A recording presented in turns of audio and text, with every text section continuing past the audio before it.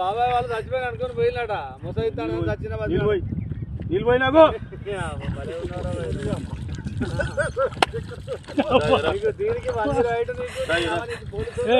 ఎందుకు పన్న వాళ్ళ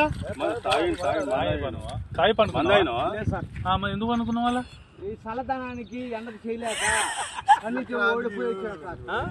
కన్నీకి పొయ్యి ఓడిపోయి వచ్చిన గెలవలేక ఏం చేసావు 10 రోజుల నుంచి గణేట్ చేత నాతో గట్టించి నా కష్టం దోచుకొని